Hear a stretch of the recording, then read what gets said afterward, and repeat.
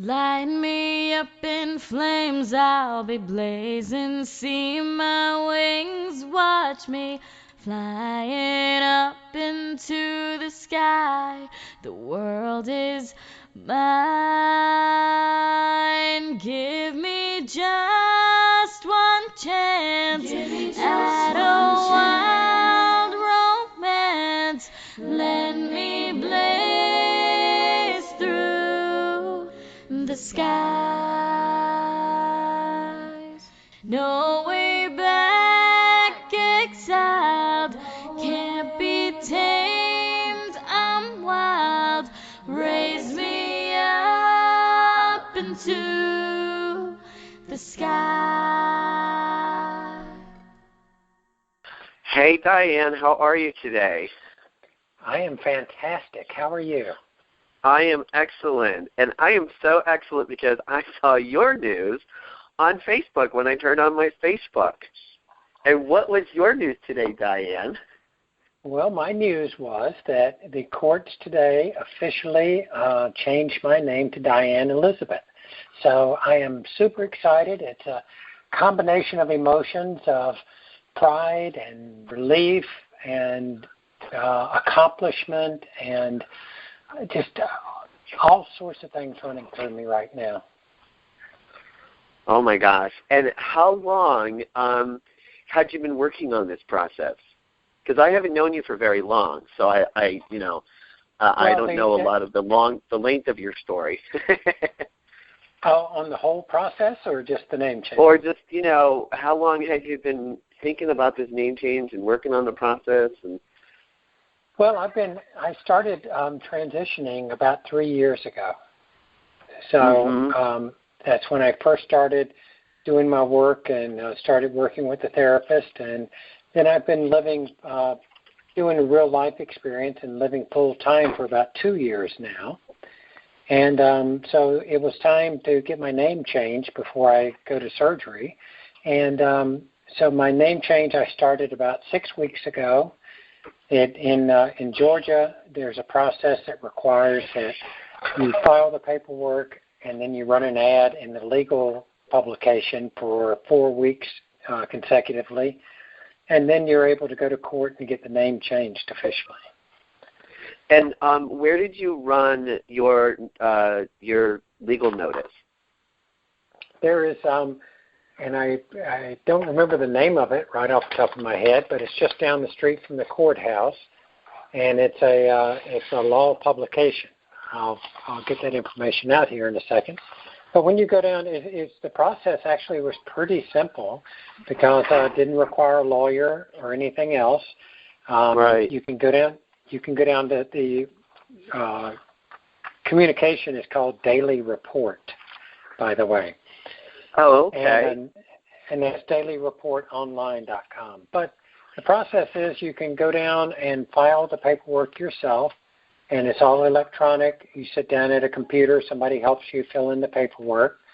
Then you pay your filing fees. They give you a piece of paper that you carry down the street a block to Daily Report, hand that to them with a little bit more money, and then in 4 weeks they send you back a certified or a notarized statement saying that the ad ran. Then you're able to have your court date and get the court done. So no lawyer was required. It was all straightforward, and I did a Google search and found a name change project that stepped through all of the steps and necessary forms for me. Oh, wow. And you said you found this name change project. Where and when you Google searched, you just Googled name change Georgia or yes, transgender name change, just name change, and you kind of figured it was going to lead you in the right direction. I think I can't remember exactly, but there are several sites. If you Google transgender name change, there's nice. Several sites that step you through it, and it's really very simple. And like I said, they had the forms online. You could fill them out and make it very, very simple. Oh, that is so beautiful. And what did so how much does a name change cost in Georgia? So I guess you had to do the notarized, you got the what you call it, sounds like, the listing in the paper. Yeah. Yeah, the ad itself was $85, and I $216 to the clerk of court. So for about $300 total between the two, you're able to do the filing and place the ad. And how many copies of your name change order do you get from the courts with that $216 filing fee? I don't think you get but maybe one, or maybe zero. But I bought 10 copies, and they're only $2.50 each. Yeah. So. Oh, that's nice. Yeah. Yeah. So for $25, I got 10 copies, so I don't have to worry about having one. I understand that some people want the official copy, but then they give it back to you, and other people are just good with a copy of the copy. So I got 10. Right. It's good to have 10 on hand. Yeah, because I think I have 7 on hand myself from when I did mine in Washington. Because sometimes you don't get it back. Like when you do your driver's license, sometimes you might not get it back or stuff like that. Right. Now, the one of the most exciting parts for me was reading what you wrote about how the people at the courthouse treated you. And were you at DeKalb County Courthouse? No, I was in Fulton County. In Fulton County. Okay. Yes. So is that the one downtown, down Midtown or whatever? On Prior Street. Right. Right, downtown. Yeah. And so it was really a very pleasant experience because I guess kind of the clerk or the judge's assistant who gets everything organized for the judge, she called each one of us up individually. And, of course, she's just reading off of the document. So she called me by my boy name. I went up, gave her the proof document that she needed and the other things. Go back, sit down, and then it comes time for the judge to call us up one at a time. And this time when she called my name, she did not call my boy name, but she just said Ms. and my last name. So I thought that was just a very subtle thing, very simple. Everybody else, she called them by their first names. But for me, she called me just Ms. and my last name, which was a very nice way to not have to have me answer to that boy name again. And being in such a, even though there are many things that still need to change for trans women in Atlanta, to know that even that crystallized moment in your life is surrounded by love and respect is huge. Oh yeah, it was definitely smiling and supportive all the way.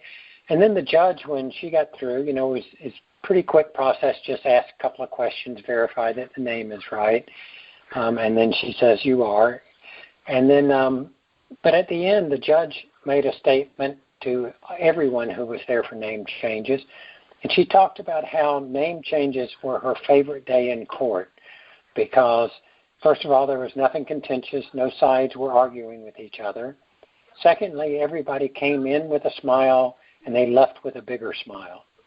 And she said that there was something extremely empowering and positive about standing up and publicly telling the world who you are. And she, saluted us for that and just was very, very positive about the whole name change process. Wow. And who was your judge, if I may ask? They didn't have her name listed on there, and I don't know that I can read her signature. She was... Right. You can't always read the signatures. She was a female, but they didn't list the judge's name outside the court, so I'm afraid I don't have that information. What did she look like? Because sometimes even that helps when folks are looking for a judge or what Sure. days of the week she might be working. Well, she's a African American woman. Medium build, very very nice looking. She had lots of curly hair pulled up in kind of a bun on top of her head. But other than that, she had a robe on, so it's pretty hard to describe beyond. Right. But no, that's what an awesome part of your story, because I know for me, when I went for my name change in Seattle, an older gentleman, he was relatively straightforward, but definitely not warm and fuzzy. And the way he signed his signature on my document was just looked like a giant scribble. And I'm still kind of upset about it, because I'm like, this is such a critical document in my life, and you signed it as if it doesn't matter, as if I'm like going to jail or something. It was a fine experience, but I know I took my wife with me, just to even hold my hand and hold that space to make sure there wasn't any weird stuff that happened, or if it did, I had somebody there to advocate and stand up for me, or just, catch me when I fell, so to speak. Right. I did, yeah. Did you take somebody with you? I did not. I dodged one little bullet in all the forms that I filled out, and there's probably 4 or 5 pages that have to be filled out, and your name appears maybe 2 or 3 times on each one of those pages. And on the page that I took down to to get published, there was a letter missing from my middle name of my boy name. And I caught it after I'd given it to them and after it had been filed. And I thought, oh no, this is going to wreck it. Oh, please don't tell me. Yeah. But when they published the ad, they spelled it correctly and did not leave that letter out. So they caught it and made it right. They caught it. There was someone who was there today for the name change, and when they had placed the ad, they had put 2 T's in their name instead of 1 T, and so the judge could not approve their name change. So tip for anybody is make sure all of your stuff, triple check it and make sure it all is exactly right, because if there's a letter wrong, you have to go through the process all over again. Right. That's great advice. So what did you do after you got out of court? What was the first thing you did? Well, I actually went straight to the passport office, and I had all of my forms filled out to change my passport. And I'm hoping in a couple of weeks to have my brand new passport with Diane Elizabeth on it and my pretty new picture and an F in the gender marker. And I'm going to be so proud when I get that. Wow. And now your new, you had hinted that you had said that part of the process here was get your name changed and then go for gender confirmation and affirmation surgery. Was that kind of part of the rule, or is that just what you wanted to do, that you wanted to have your name change in place? So the rules are, I could have done it as a 2-step process. I could change my name and change my driver's license.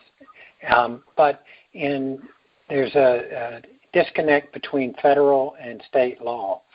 So on the passport, a letter from my doctor saying I've done everything I need to do to be considered female is all I need on my passport to get an F on my gender marker. However, for Georgia, I need a letter saying beyond that I've had the surgery, because without surgery, I cannot have an F on my Georgia driver's license. So my plan that I'm trying to execute is hopefully to have a passport before I go off for my surgery, so I can travel with that passport with my new name on it. And then after I get back from surgery, I will have a couple of weeks before my driver's license expires, and during that time I'll be able to update both the gender and name on my driver's license. Oh, excellent.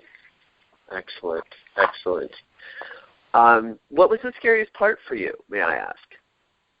Other than the letter when you were wondering if the form was right. In the name change process, there really wasn't anything scary. I had the usual anxiety of, am I going to oversleep? Am I at the right courtroom? All of those kinds of things. There's just normal anxiety about something like that. But there was never any doubt or question about would it get granted, in my opinion. So there wasn't any anxiety about that. It was such a slow process that even doing it as nice and